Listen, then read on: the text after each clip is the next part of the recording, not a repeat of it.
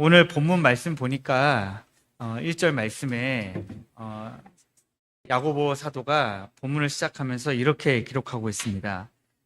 내 형제들아, 너희는 선생된 우리가 더 큰 심판을 받을 줄 알고 선생이 많이 되지 말라. 네, 일단 시작부터 뭔가 강력하게 우리에게 뭔가 우리의 마음을 딱 치고 들어오는 그런 게 있는 것 같아요.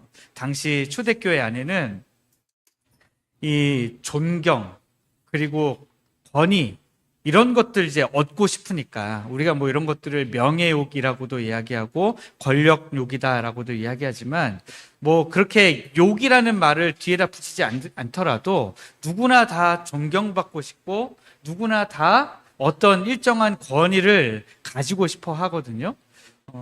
근데 그런 존경과 권위를 얻고 싶어서 앞다투어서 가르치는 자리에 서려고 하는 성도들이 굉장히 많았습니다. 근데 여기에 너희들이 선생이 많이 되지 말라 했을 때의 이 선생이라고 하는 것은 공식적으로 어떤 선생의 자리에 올라가지 마라. 선생이라고 하는 혹은 교사라고 하는 어떤 직책을 맡지 말아라 이런 뜻이 아니에요.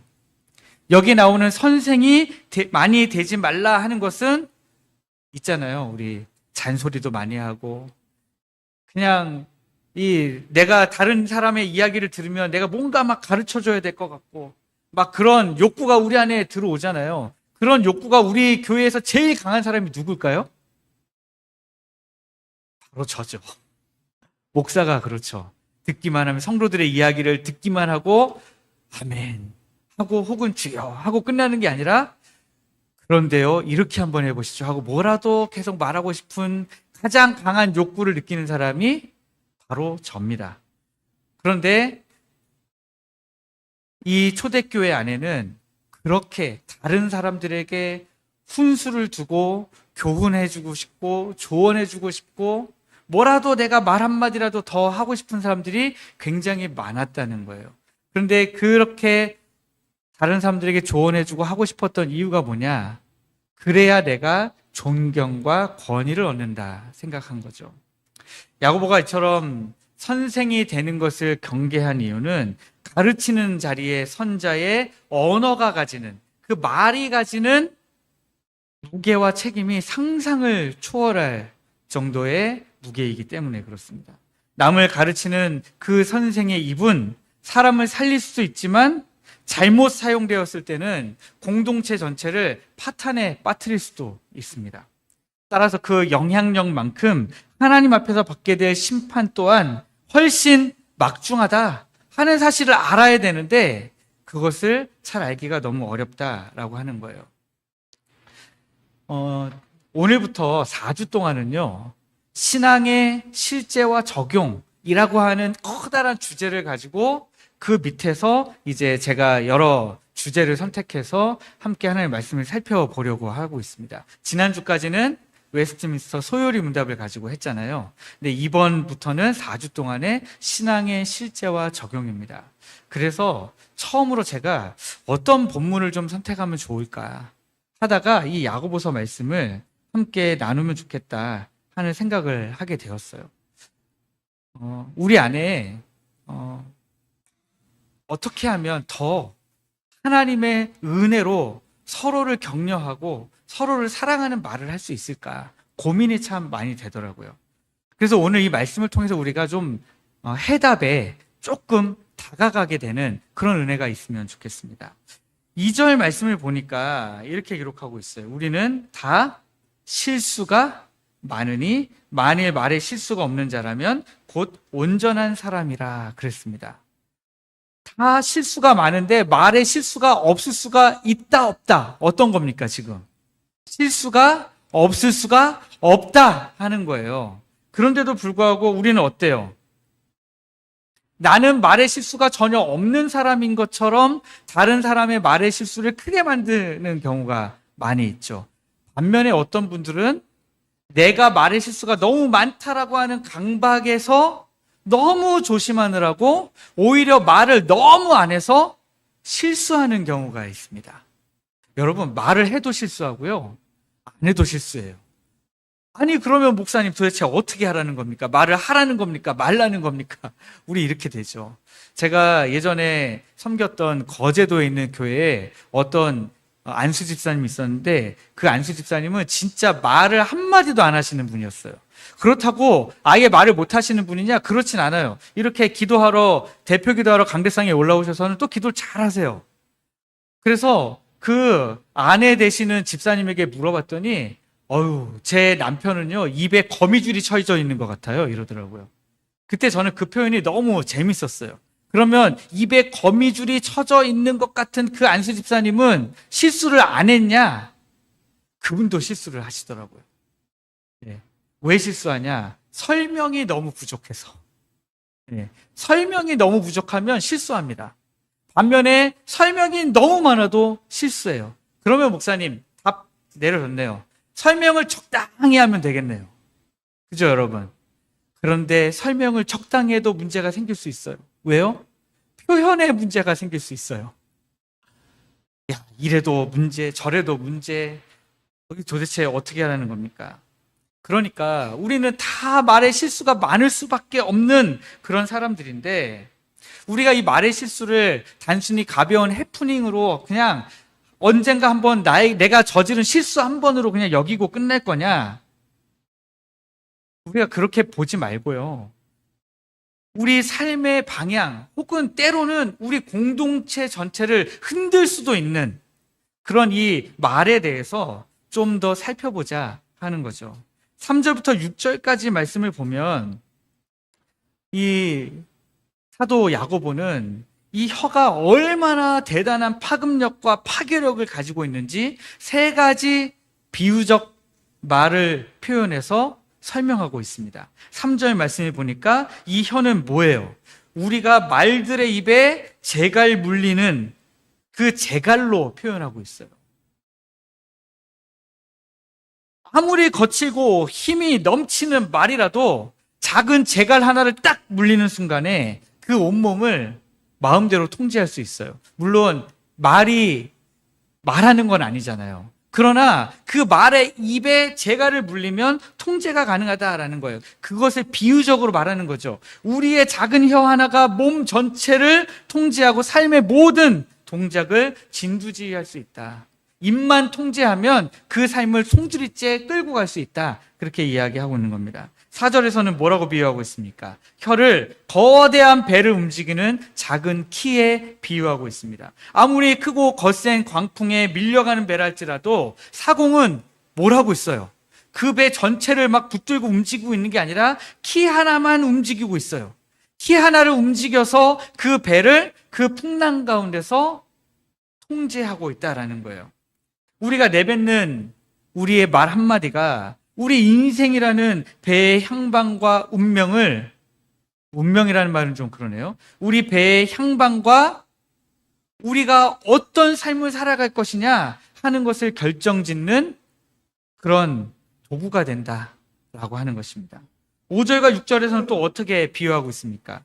혀가 온 산을 타오르게 만드는 작은 불씨래요. 여러분, 작년에 안동에서 산불 크게 났잖아요. 여기 우리 박태복 집사님하고 한순임 권사님 사시던 그 움막도 다 타버렸다고 하잖아요. 거기에서 주로 거하셨는데 진짜 한 주만 늦게 우리 교회 나오셨어도 그 움막에서 같이 죽으실 수도 있었다. 그래서 작년에 박태복 집사님이 저한테 뭐라고 하셨냐면, 아이고 목사님, 하나님이 저희를 우리 포항 택정교회 보내주시면서 살려주셨습니다. 제가 충성을 다하겠습니다. 이렇게 말씀하셨거든요. 그리고 나서 진짜 우리 두 분이 지금 이제 지금 94시세요? 그죠? 그런데 새벽 예배 한 번을 안 빠지세요. 비가 오면 우비를 두 분이 쓰고 오시는데, 그게 저 문에 우비가 이렇게 걸려 있는데 그 우비를 볼 때마다 마음이 얼마나 든든한지 몰라요. 그런데 그 안동 산불 어디서 시작됐어요? 자그마한 불에서 시작된 거잖아요. 자그마한 불에서 시작된 그 불이 온 산을 태울 뿐만 아니라 그냥 도시 몇 개를 그냥 옮겨다니면서 그 불을 잡느라고 얼마나 고생했습니까? 그런 것처럼 아주 작은 불씨 하나가 울창한 숲 전체를 순식간에 잿더미로 만들듯이 무심코 내뱉은 가시돋친 말 한마디가 가정과 또 공동체 또 나의 인격까지도 완전히 무너뜨릴 수 있다라고 하는 거예요. 혀는요, 불에 가까운 거예요. 우리의 이 몸을 이루고 있는 지체 중에서 온몸을 더럽히고 삶의 수레바퀴를 불사를 수 있는 그런 도구가 바로 우리의 혀다라고 하는 거예요. 그래서 7절과 8절 말씀을 보면 우리 인간의 쓰라린 한계가 묘사되어 있죠. 여기 7절, 8절 말씀을 보면 혀는 능히 길들일 사람이 없나니 쉬지 아니하는 악이요 죽이는 독이 가득한 것이라. 네, 우리 인간의 한계는 이 혀를 길들일 수가 없어요. 우리가 여러 종류의 짐승과 새와 벌레와 바다의 생물도 다 길들여 왔어요. 정말 길들일 수 없을 것 같은 것까지도 길들여 왔어요. 여러분, 여러분들도 유튜브 영상 많이 보시잖아요. 저는 유튜브에서 가끔 곤충 동영상을 봐요. 그럼 어떤 사람들은요, 거미를 길들여요.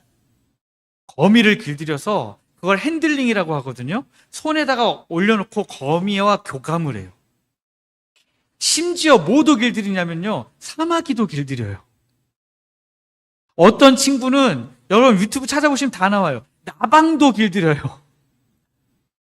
나방을 길들여가지고요, 나방의 새끼를 키우고 나방이 죽으면 슬퍼하고 막 그래요.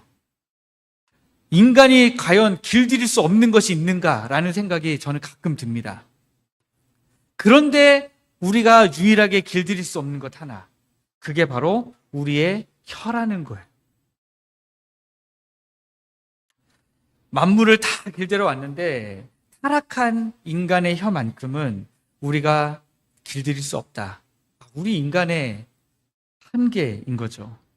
그런데 9절부터 12절 말씀을 보면 야고보가 이 길들여지지 않는 혀가 만들어내는 그런 이중적인 모습을 우리에게 보여주고 있습니다. 우리는 같은 혀로 하나님을 찬송하다가 돌아서서는 하나님의 형상대로 지음받은 형제를 저주해요. 이거 정말 마음이 아프더라고요. 하나님을 예배하면서 동시에 하나님이 만드신 그 소중한 사람을 이 말로 짓밟는 우리의 모습을 한번 생각해 보세요. 그래서 야고보가 지적하는 게 뭐예요? 어떻게 한 샘에서 단물도 나고 쓴물도 날 수 있냐? 어떻게 무화과 나무가 감람 열매를 맺을 수가 있겠냐? 어떻게 포도나무가 무화과 나무 열매를 맺을 수가 있겠냐? 라고 하는 거예요. 이 말은 뭐예요? 지금 단물과 쓴물을 동시에 낼 수 없다면 어떤 게 지금 더 나를 지배하고 있다는 거예요? 쓴물이 나를 더 지배하고 있다는 거예요. 내가 내 속에 쓴 것이 오히려 가득하다라는 거예요. 예배 드릴 때는 다 은혜 받은 것 같고 다 하나님의 말씀에 내 인격이 다 변해지는 것 같고 내 믿음이 성숙해지는 것 같은데 그 사람의 진짜 신앙은 언제 알 수 있냐? 그 사람의 이 언어 생활로 알 수 있다라는 거예요. 언어 생활을 보면 저 사람의 마음속에 지금 뭐가 가득하구나 하고 알 수 있다는 거예요. 그렇다고 해서 저는 이것을 가지고 이 9절부터 12절까지 나온 이 말씀을 가지고 어떤 사람을 판단하는 어떤 사람의 믿음과 신앙을 판단하는 기준으로 삼아서 우리가 그렇게 하면 안 된다고 생각합니다. 예를 들어서 제가 저에게 말하는 모든 성도님들을 바라보면서 저 성도님은 저 집사님은 지금 저런 말을 하는 거 보니까 신앙이 괜찮군. 저 권사님은 저렇게 말씀하시는 거 보니까 아직 겉으로 보이는 게 다가 아니군. 이런 식으로 판단하면 안 된다는 거예요. 이것은 각자가 하나님 앞에서 여러분들이 스스로 판단하셔야 되는 거예요. 지금 이것은 다른 사람을 판단하는 기준으로 여러분들에게 말씀드리는 것이 아니라 여러분들의 개개인의 신앙을 위해서 말씀드리는 거예요. 우리는 흔히 의지나 인격 혹은 대화의 기술이나 처세술 이런 것들을 잘 익히면 언어를 통제할 수 있다고 생각합니다. 조금 고급한 단어들 있잖아요. 한동안 목사들 사이에서 유행했던 단어가 하나 있어요. 적격하다라는 단어예요. 여러분, 이 하나님의 말씀이 여러분들의 삶에 얼마나 적격하게 지금 맞아 들어가고 있습니까? 라는 거예요. 또 이런 단어들 말고도요, 설교에서 특별히 사용하면 좋을 고급한 단어들이 있었어요. 그런데 여러분, 그런 단어들을 내가 조금 알고 있다 라고 해서 내가 내 언어를 통제할 수 있다는 것은 커다란 착각이라는 거예요. 내가 조금 더 인격적으로 나아지면 나는 내 혀를, 내 언어를 통제할 수 있다? 착각이라는 겁니다. 아무리 대단한 사람도 혀를 길들이기는 어려워요.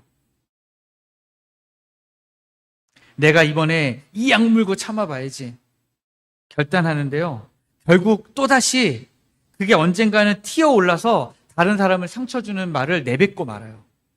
여러분, 왜 그럴 때 있지 않아요? 아, 내가 참아야지 하다가 몇 번 참았는데 몇 번 뒤에는 그게 반동이 생겨가지고 엄청난 말로 팍 하고 튀어나가는 그런 경우 있지 않습니까? 마치 깊은 늪에 빠진 사람이 내 힘으로 빠져나오겠다고 허우적거리면 여러분, 그 몸은요, 그 늪에 더 깊이 빠져들어갑니다. 아니, 더 빨리 빠져들어가요. 그럴 때는 어떻게 해야 돼요? 저도 늪에 빠져본 적은 없지만 영화를 보고 제가 한번 방법을 찾아보니까 그때는 몸을 넓게 펴고 가만히 있으라던데요. 언제까지? 누군가가 밧줄을 던져줄 때까지. 그래야 조금이라도 늦게 빠진대요. 늦게 빠지면서 시간을 버는 거죠. 누군가가 밧줄을 던져줄 때까지. 여러분, 지금 우리의 모습이 그래요. 우리가 우리의 혀를 길들일 수 있다 라고 하는 착각을 일단 깨는 게 중요합니다. 아무도, 단 한 사람도 자기의 말을 통제할 수 있는 사람이 없어요. 저도 마찬가지고 여러분들도 마찬가지입니다.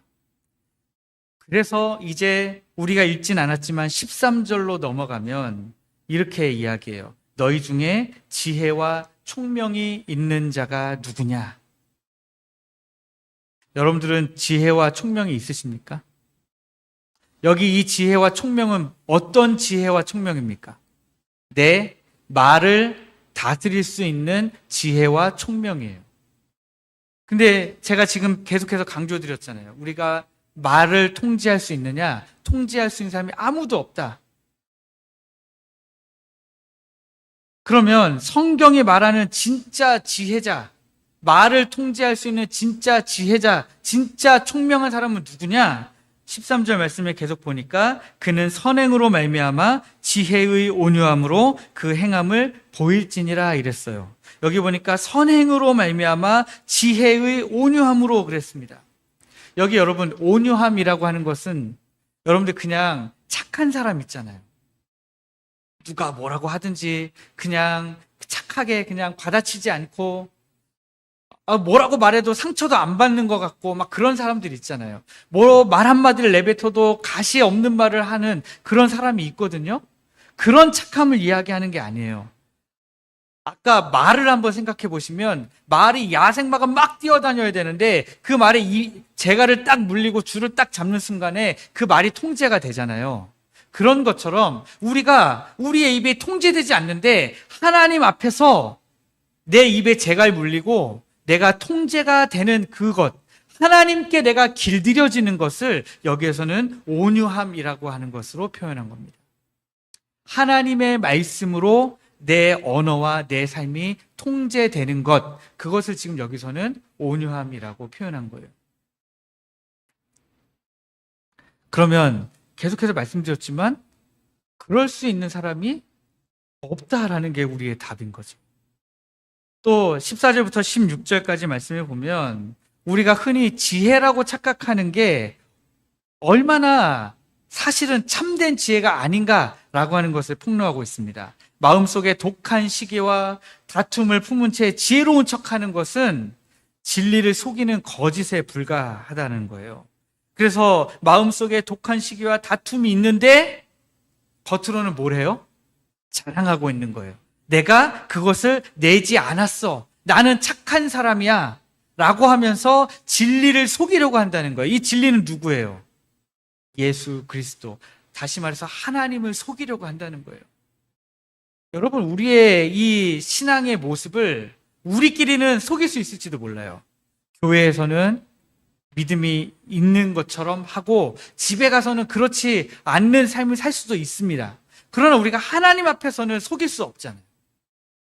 그런데도 불구하고 하나님도 속일 수 있는 것처럼 생각하는 경우가 있다라는 거예요. 또 15절 말씀에 보니까 내가 옳다는 고집, 상대를 이기려는 교만에서 나온 지혜는 하나님께로부터 온 것이 아니라 어디서부터 온 거래요? 땅의 것이고 정욕의 것이고 또 누구의 거래요? 귀신의 것이래요. 저는 정말 이 말씀을 읽으면서 충격을 많이 받았습니다. 저도 말실수를 얼마나 많이 하겠어요. 그런데 내가 했던 그 말들, 그리고 내가 잘한 줄 알고 자랑하고 지나왔던 그 순간들, 그거 하나님으로부터 나온 거 아니고 귀신의 거였구나. 땅의 것이었구나. 정욕의 것이었구나. 깨달을 때 제 마음속에 저절로 하나님 앞에 회개가 되더라고요. 이처럼 내 자랑과 내 욕심에서 나온 세상적 지혜를 가지고 말하고 가르치려고 들 때 여러분, 그 현장에는 언제나 이 무질서함이 남게 돼요. 왜냐하면 말씀의 기준이 아니라 자꾸 내 경험에서 나온 기준, 내 지식에서 나온 기준, 내 욕심에서부터 나온 기준, 내가 자랑하고 싶은데 자랑하려고 하니까 그것을 기준인 것처럼 말하는 거예요. 그러다 보니까 그 안에서 혼란이 생긴다는 거예요. 제가 예전에 가장 이해할 수 없었던 것 하나는 이거예요.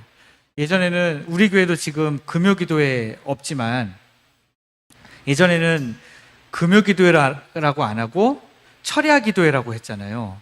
철야기도회에 성도들이 많이 나오게 하고 싶어서 목사님이 선택한 본문이 뭐였어요? 밤이 맞도록 우리 주님 기도하셨습니다. 여러분, 밤이 맞도록 기도하셔야 됩니다 하고 철야기도를 엄청 강조해요. 그런데 몇 주 있다가 전교인 특별 새벽 기도회가 있었어요. 여러분, 우리 주님은 새벽에 기도하셨습니다. 여러분, 밤에 일찍 자고 새벽에 나오십시오. 그러면 우리는 밤에 기도해야 돼요? 새벽에 기도해야 돼요? 이처럼 우리 주님은 밤에 기도하신 것도 많고 새벽에 기도하신 것도 맞아요. 그러나 그 본문을 가지고 와서 새벽 기도 나와라, 금요 기도 나와라, 이걸 강조하기 위한 본문으로 그걸 끌어와 버리면 여러분, 그 원래의 말씀이 드러내고자 하는 뜻은, 메시지는 온데간데 없는 거예요. 그래서 혼돈이 생기는 거죠.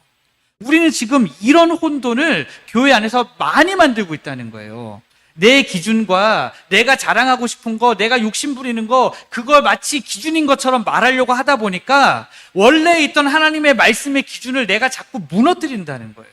그래서 하나님의 말씀의 기준이 아니라 자꾸 우리끼리 만든, 우리의 정욕을 따라, 우리의 욕심을 따라, 우리의 자랑을 따라 만든 그 기준 때문에 교회가 하나 되지 못하는 일들이 발생한다는 거예요.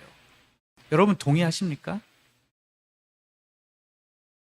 그러나 17절 말씀을 보시면 오직 위로부터 난 지혜는 첫째 성결하고 다음에 화평하고 관용하고 양순하며 긍휼과 선한 열매가 가득하고 편견과 거짓이 없나니.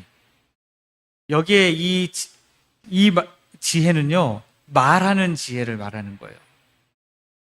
하나님이 부어주시는 하늘의 지혜는 먼저 깨끗합니다. 동기와 목적이 하나님 앞에서 깨끗해요. 성결한 심령에서 성결한 마음이어야, 깨끗한 마음이어야 비로소 상대방을 배려하는 화평이 나옵니다. 넓은 마음으로 품는 관용과 남의 말에 귀를 기울이는 양순함이 이어지는 거예요.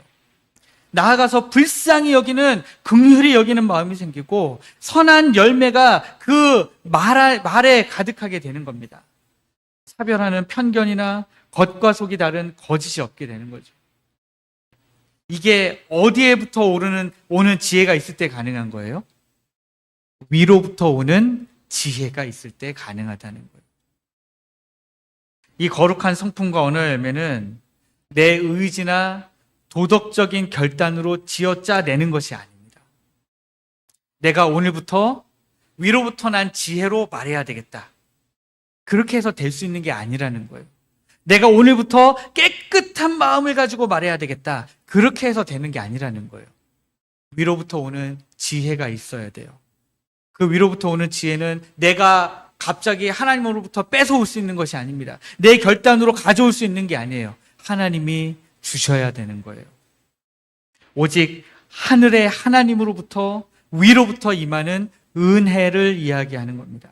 내 자아가 죽고 하나님이 부어주시는 지혜가 우리 심령에 채워질 때 비로소 우리의 입술은 가시와 독을 내버리고 화평을 이루는 거룩한 독으로 변화될 수 있다라고 하는 거죠. 그래서 마지막 결론적으로 말하고 있는 18절 말씀을 보면 화평하게 하는 자들은 화평으로 심어 의의 열매를 거두느니라.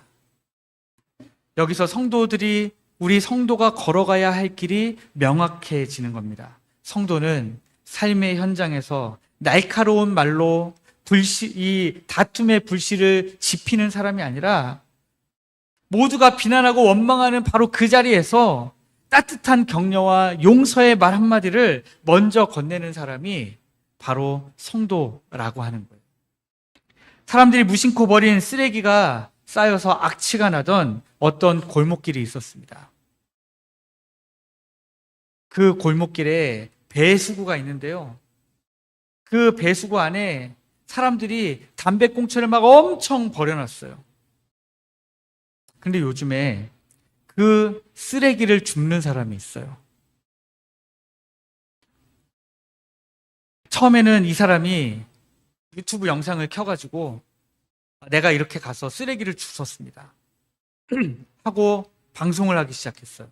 그랬는데 그 방송을 보고 사람들이 우리도 같이 가서 줍자 해서 지금은요, 이 사람의 영상을 보면 100명, 200명이 같이 가서 담배꽁초를 주워요. 그러면서 이 사람들이 마지막에 외치는 말이 그거예요. 시대가 어느 때인데 아직도 길거리에 쓰레기를 버리나, 이렇게 외치면서 영상이 끝나요. 그런데 그 영상을 보면 놀라운 일이 있어요. 담배꽁초를 지금 줍고 있는데 그 옆에다가 담배꽁초를 버리는 사람이 있어요. 그런데 이 사람이 하는 말이 저는 인상적입니다. 버려라. 그래도 나는 굴하지 않고 줍겠다. 이거예요. 그리고서 이 사람이 끼치고자 하는 그 선한 영향력은 뭐냐? 이 버리는 것이 부끄러운 시대를 만들고 싶다 하는 그 소망을 가지고 계속해서 쓰레기를 줍는 거예요. 여러분, 우리도 마찬가지예요. 우리 교회라고 하는 이 공동체 안에서 누군가는 계속 쓴물을 내는 사람들이 있고 누군가는 단물을 내고자 하는 사람이 있어요. 위로부터 부어진 하나님의 은혜로, 지혜로 단물을 내면서 선한 영향력을 끼치려고 하는 사람들이 있어요. 의의 열매를 맺으려고 하는 사람들이 있어요. 그런데 어떤 사람들은 도대체 저 사람을 언제 하나님의 은혜를 입는 거야? 라고 생각되는 분들도 있다는 말이에요. 그럴 때 여러분 어떻게 해야 되겠어요? 찾아가서 쓴물을 그치십시오. 단물을 내십시오. 말하는 것이 아니라 우리가 화평으로 계속해서 거룩한 씨앗을 심는 거예요. 그러면 후에 언젠가 하나님께서 주시는 의의 열매를 우리가 맺을 수 있다라고 하는 것입니다. 구약 성경에 사람의 노력으로는 언어의 본질을 결코 바꿀 수 없다 라고 하는 이 모든 일들을 보여주는 두 가지 사건이 있습니다. 출애굽기 15장 22절부터 25절 말씀을 보면 이스라엘 백성들이 홍해를 건넌 후에 수루라고 하는 광야를 사흘 동안 걷습니다. 사흘 동안 걷는데 물이 안 나오는 거예요. 물이 안 나오니까 1차 여기서 마음이 상해버렸어요.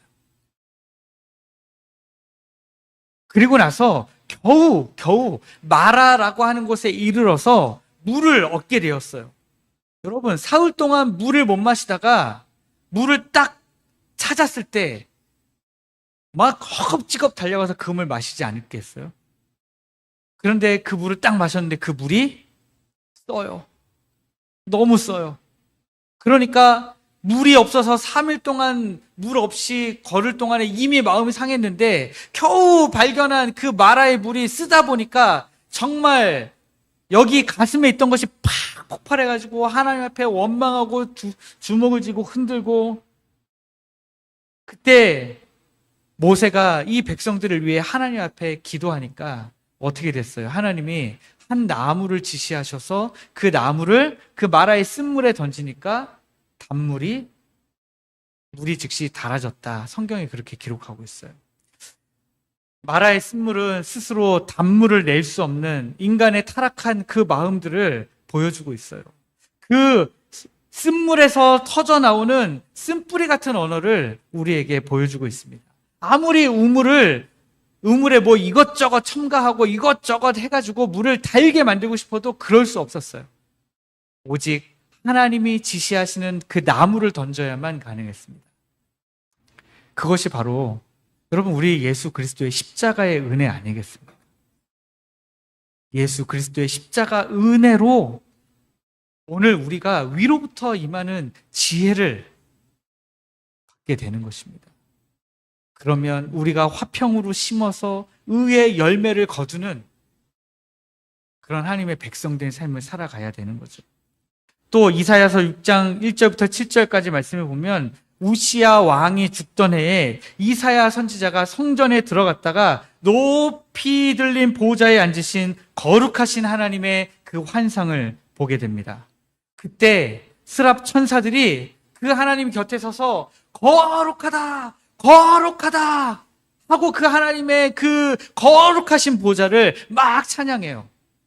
그때 이사야 선지자가 그 광경을 보면서 내뱉은 첫 마디가 뭡니까? 아멘, 할렐루야, 이게 아니고요, 화로다, 내가 죽게 되었도다, 이거였어요. 2007년은 평양 대붕 운동의 100년째가 되는 해였습니다. 그래서 그때 2007년에 서울의 상암동 월드컵 경기장에서 평양 대붕 운동 100주년 기념 집회가 열렸어요. 그때 이제 설교를 옥하는 목사님이 하셨고요. 그리고 여러 이제 교단들이 다 연합해서 드린 예배였기 때문에 그때 한 10만 명 모였거든요. 저도 그 자리에 갔었고요.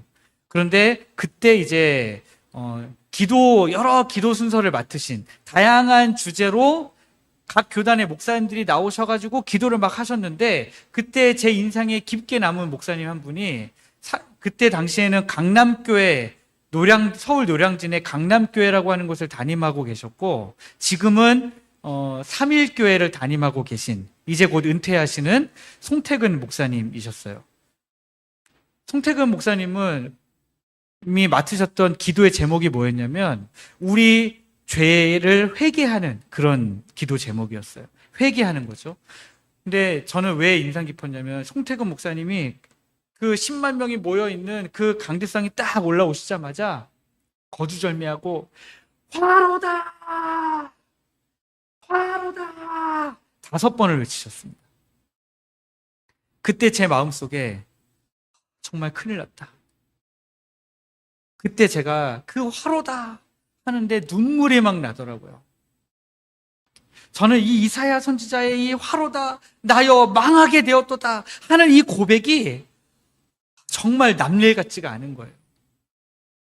우리가 하나님의 그 거룩함 앞에 우리가 섰을 때에 우리가 느끼게 되는 감정은 화로다, 나여 망하게 되었도다, 이 감정이라는 거예요. 그런데 이어서 화로다 나여 망하게 되었도다 하는 그 고백 뒤에 이어지는 이사야 선지자의 고백이 뭐냐면 나는 입술이 부정한 사람이요 이렇게 고백합니다. 왜 내가 하나님의 거룩하심을 봤을 때 내가 왜 망하게 되었느냐? 내 입술이 너무 부정한 사람이라서. 여러분 이 말씀을 보면 우리가 일주일 동안 살면서 우리 요놈의 입 아무렇게나 우리가 가지고 살다가 주일에 거룩한 주님 앞에 그 부정한 입술을 가지고 우리가 나왔을 때 얼마나 우리는 정말 망하게 되는 사람들입니까?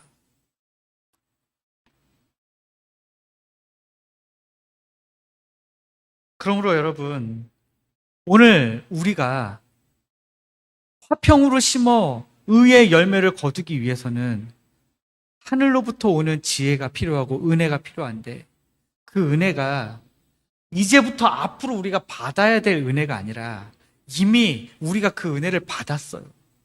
십자가에서 우리 주님이 죽고 다시 사시면서 이미 우리에게 그 은혜를 주셨습니다. 그러나 우리가 그 말씀에 순종하지 않고 있는 거죠. 이미 우리에게 하신 말씀들에 우리가 순종해야 되는데 우리가 그렇지 않다는 거예요. 그럼 우리가 뭘 순종하면 좋을까요? 첫째로는 남을 바로잡으려고 하는 선생의 자리에서 이제 내려와야 돼요. 그래서 여러분 매일 위로부터 난 지혜를 우리가 구하는 그런 지혜가 있어야 됩니다. 우리가 살아가는 모든 삶의 자리에서 내 판단이 옳다고 믿고 남을 가르치려 들려고 하는 그런 영적인 교만에 빠질 수 있어요. 일일이 다 가르치려고 하는 그런 모습을 우리가 가질 때가 있습니다. 그러나 그런 모습은 결국은 우리를 늪으로 빠뜨려요. 우리 공동체를 늪으로 빠뜨립니다. 내 힘으로 가르쳐서 바꾸려고 하는 영적인 자만을 우리가 내려놓고 이제는 주님, 오늘 제가 남을 가르치는 자가 아니라 화평을 심는 겸손한 자가 되게 하여 달라고 우리가 자복하며 회개하고 기도해야 됩니다. 두 번째는 여러분들의 삶에서 화평의 씨앗을 심으시다라고 하는 것입니다. 제가 아까 말씀드린 것처럼 예수 믿지 않는 어떤 청년도 쓰레기 버리는 것이 부끄러운 사회를 만들기 위해서 자기 주변의 쓰레기를 먼저 줍기 시작합니다. 우리는 어때요? 우리는 의의 열매를 거두기 위해서 화평이라고 하는 씨앗을 계속해서 심어야 되는 거예요. 옆에서 계속 누가 뭐라고 하든지 간에 신경 쓰지 않고 내가 움츠러들지 않고 끝까지 화평의 씨앗을 심어 나가는 것입니다. 화평의 씨앗을 심다가 여러분 낙심하지 마십시오. 좌절하지 마십시오. 낭망하지 마십시오. 포기하지 않고 화평의 씨앗을 심으면 때가 이르러서 의의 열매를 거두게 될 것입니다. 그러므로 여러분의 가정과 일터에서 혹은 교회에서 가시돋친 말이 오갈 때 서로 똑같이 맞서면서 상대하기보다는 우리가 이제 어떻게 내가 화평의 씨앗을 심을 것인가 고민하는 가운데 의의 열매를 맺으시는 여러분들 되시기를 주님의 이름으로 축복합니다. 이제 말씀을 맺으려고 합니다. 야고보 사도는 너희는 선생된 우리가 더 큰 심판을 받을 줄 알고 선생이 많이 되지 말라 이 경고로 3장을 시작했습니다. 남을 판단하고 가르치려고 하는 교만한 선생의 자리에서 내뱉는 언어는 결국 사람을 죽이고 공동체를 불사르는 불씨가 되기 때문입니다. 여러분, 이제 이번 한 주간 어떤 삶을 사시겠습니까? 남을 가르치려고 하지 마시고 혹은 가시돋친 말을 내뱉으려고 하지 마시고 혹은 여러분 다른 사람의 좋지 않은 말에 좋지 않은 말로 대응하려고 하는 그런 마음도 다 버려버리시고 화평으로 의의 열매를 거두기 위한 씨앗을 심으시는 여러분들 되시기를 주님의 이름으로 축복합니다.